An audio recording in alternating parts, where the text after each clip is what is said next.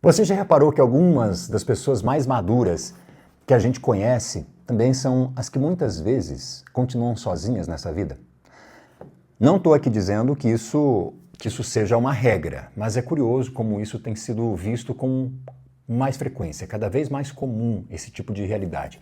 E foi justamente por causa de uma pergunta que me fizeram esses dias que eu comecei a pensar sobre isso. E aí eu estou aqui para falar então sobre este tema com você, que viu a capa do vídeo e talvez se interessou, tenha chamado a atenção. Eu espero de verdade que eu tenha conseguido acertar na thumb.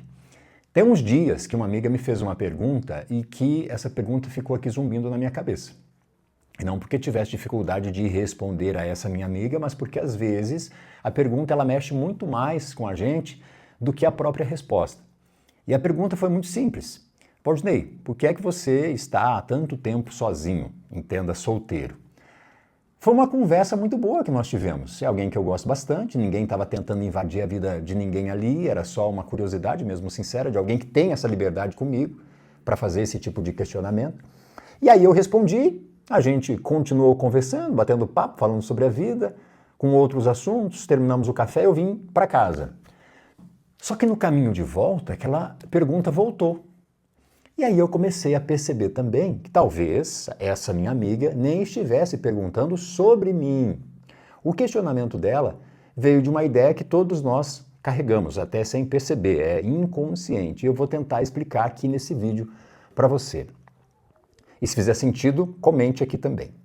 A gente cresce acreditando que a vida ela acontece numa determinada ordem. Assim, você nasce, cresce, estuda, trabalha, encontra ali alguém bacana, constrói uma família, uma vida, uma história. Mesmo que ninguém tenha sentado para ensinar a gente sobre esse roteiro, como tem que ser, ele está em todo lugar. E a gente vê nos filmes, nas novelas, nas conversas, na nossa família, nas redes sociais e até nas perguntas que a gente faz uns aos outros, né? Como no caso dessa minha amiga. É como se essa fosse uma sequência natural da vida. E nada diferente, é normal. E aí, quando alguém sai dessa sequência, imediatamente aparece a necessidade de explicar o porquê disso, por que você não faz parte desse projeto.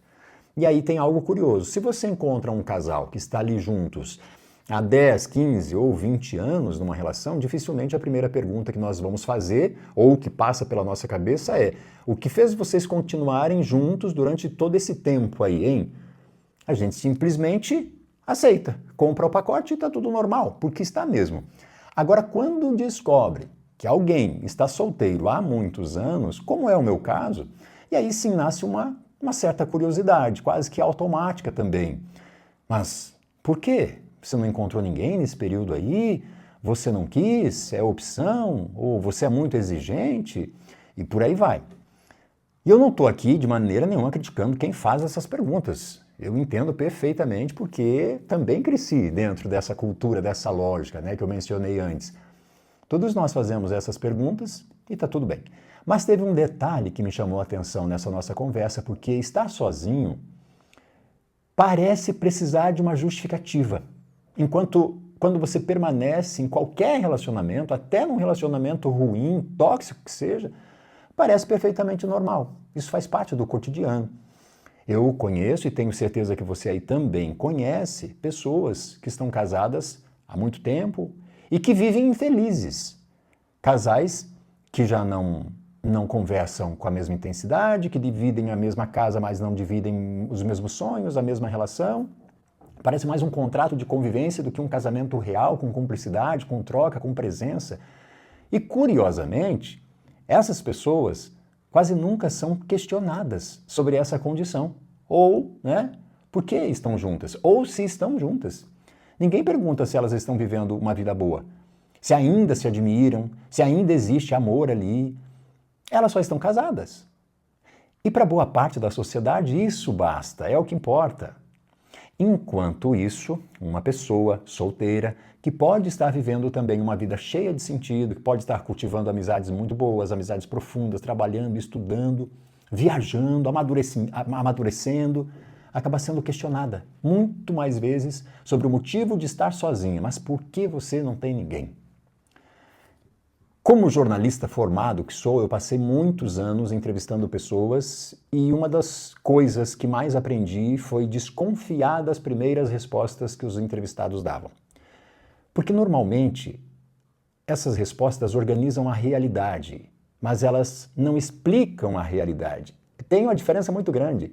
Quando alguém dizia, o problema é esse, quase sempre existia ali um problema que vinha antes desse que foi apresentado. Quando alguém apontava, por exemplo, um culpado, quase sempre existia uma história inteira que ainda não tinha aparecido ali naquele contexto. Sabe aquela ideia das duas faces da moeda, as duas faces da moeda? É por aí que a gente caminha. Talvez por isso eu tenha ficado com uma pergunta que essa minha amiga fez, martelando na minha cabeça. Ela parecia muito simples, mas ela escondia uma pergunta muito maior, uma intenção muito maior ou uma dúvida maior. Será que a gente realmente estranha alguém estar sozinho? Ou a gente estranha qualquer pessoa que não siga aquele roteiro que nós aprendemos a chamar de normal? Pensa comigo, para a gente poder conjecturar aqui. Eu conheço pessoas que encontraram um grande amor aos 20 anos. História bonita. Também conheço quem encontrou um grande amor aos 50. Tem ainda aqueles que perderam esse amor, aqueles que precisaram reconstruir a sua vida, a sua jornada sozinhos. E também conheço quem nunca se casou, mas quem construiu vínculos fantásticos, maravilhosos, com amigos, com irmãos, com sobrinhos, com a comunidade, com o trabalho voluntário e por aí vai. Então talvez a pergunta nunca tenha sido, por que algumas pessoas continuam sozinhas? A pergunta mais coerente, pelo menos na minha opinião aqui a se fazer é: por que a gente continua acreditando que o estado civil das pessoas revela a qualidade da vida delas? Por quê? Eu, sinceramente, não acredito mais nisso. Hoje me parece muito mais honesto a gente olhar para uma pessoa e perguntar se essa pessoa está vivendo uma vida que faça sentido para ela. Você sabe o que você está vivendo? E se existe paz, se ela sente que continua crescendo como ser humano, porque alguém pode estar acompanhado um casamento há anos e se sentindo profundamente sozinho no universo. E alguém pode estar sozinho sem sentir solidão. E foi pensando nisso que aí eu percebi uma coisa ou uma outra coisa que eu quero compartilhar aqui. Talvez algumas pessoas encontrem mais dificuldade para construir um relacionamento depois de um certo nível de maturidade também, de autoconhecimento, de experiências. E eu não acho que isso aconteça porque existam menos pessoas interessantes nesse mundo. Eu acho que acontece porque a forma de olhar para as pessoas, ela muda um pouquinho, o mundo um pouco. Quando eu tinha, por exemplo, 20 anos, eu me encantava muito rápido. Era rir das mesmas bobagens, gostar das mesmas músicas, frequentar os mesmos ambientes, ter uma conversa gostosa, pronto, isso bastava. Aquilo já parecia suficiente para imaginar um futuro com aquela pessoa ou com alguém que tivesse essa compatibilidade. Hoje, com um pouco mais de maturidade, eu olho para trás e vejo o quanto eu conhecia pouco aquela pessoa, aquela relação, aquelas pessoas e a mim mesmo. O quanto eu conhecia pouco de mim, muito pouco. Com o tempo, a gente aprende que gostar das mesmas coisas não sustenta um relacionamento. Jamais. Pode ajudar, com certeza, mas não vai sustentar. Depois de algumas pancadas, de algumas experiências, você começa a prestar atenção em outros detalhes dos relacionamentos das pessoas. Como essa pessoa reage, por exemplo, quando ela é constrangida. Se ela consegue conversar sem transformar toda a diferença dela de opinião em uma briga. Se ela tem talento para te escutar, se ela trata todo mundo ali com respeito ou só quem interessa para ela, sabe, é esse tipo de coisa que começa a pesar. Essas coisas começam a fazer muito mais sentido.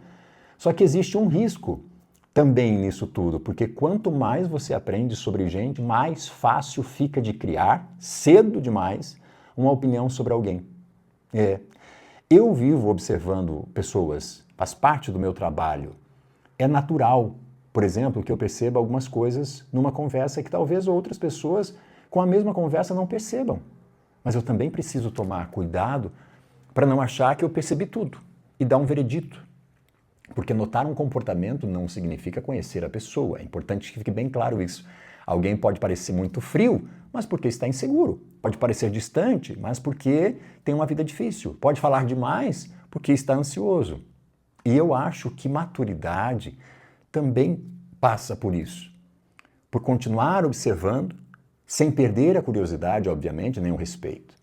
E tem uma frase que eu escuto com certa frequência também entre as pessoas iguais a mim, eu digo que estão sozinhas, que é: eu aprendi a ficar sozinho. E eu acho isso importante.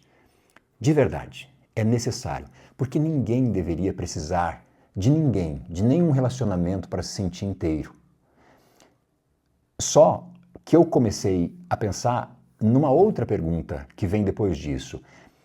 Será que aprender a ficar sozinho é a mesma coisa que continuar disponível para construir uma vida com alguém? Essa pergunta é um pouco mais complexa, porque são coisas bem diferentes. E eu vou até repetir essa pergunta. Será que aprender a ficar sozinho é a mesma coisa que continuar disponível para construir uma vida com uma outra pessoa? Pensa na vida de quem mora sozinho já há muitos anos. Inclusive esse é o meu caso. Desde que eu saí da casa da minha mãe, já são 11 anos, que eu consigo organizar a casa do meu jeito, que eu como quando eu tenho vontade e o que eu tenho vontade, assisto aquilo que eu quero, levanto, vou dormir, levanto a hora que eu quero. Depois de muito tempo fazendo isso, você fica muito bom em resolver a própria vida. Você cria uma autonomia gigantesca. E isso é uma qualidade. Mas sem perceber, você também pode começar a gostar mais do controle que você tem disso do que da companhia de outras pessoas ou de outra pessoa. E nem sempre percebe quando isso acontece. A gente não tem um botãozinho para perceber. Você passa tanto tempo resolvendo tudo sozinho que começa a acreditar que realmente não precisa de ninguém ali.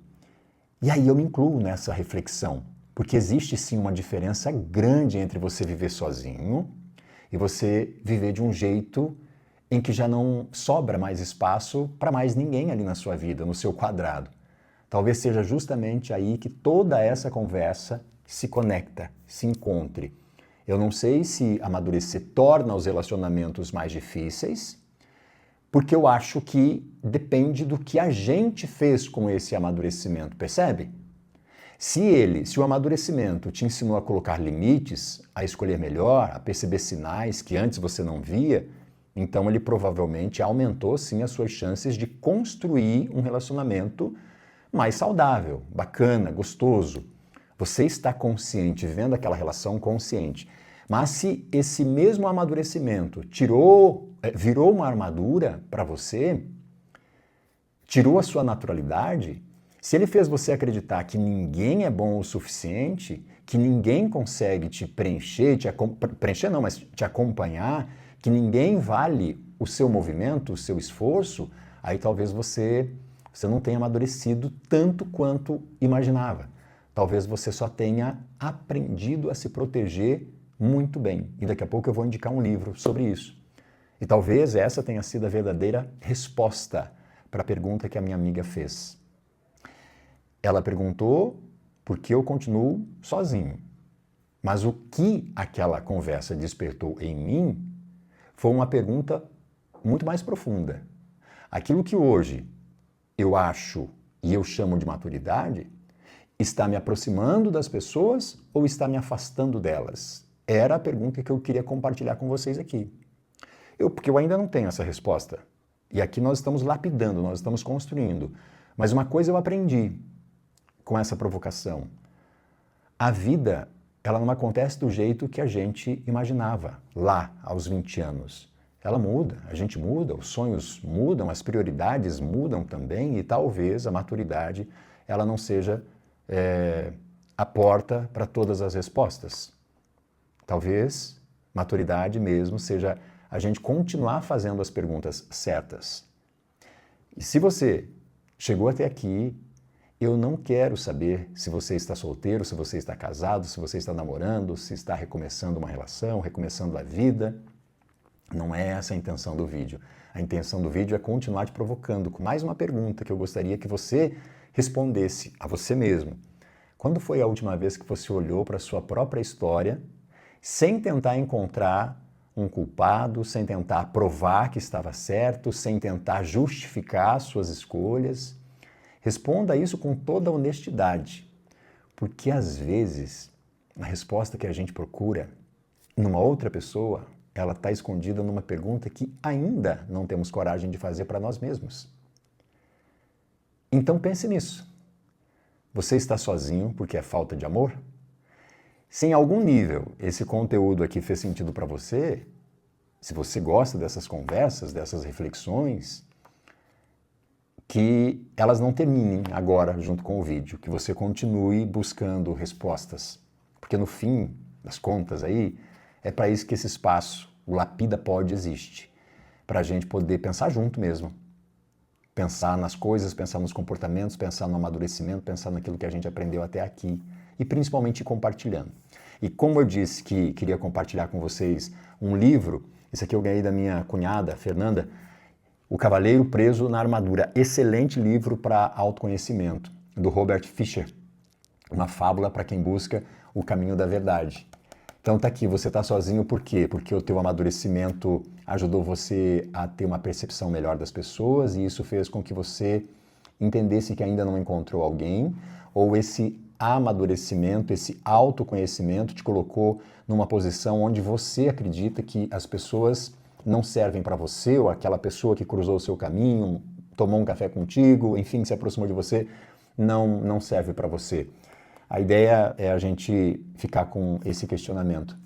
E principalmente, independentemente de você estar numa relação ou você estar sozinho, que você esteja bem, que você esteja feliz. Se gostou, curta, comente, compartilhe, passe para os amigos aí, vamos juntos construindo essa comunidade. Até a próxima reflexão.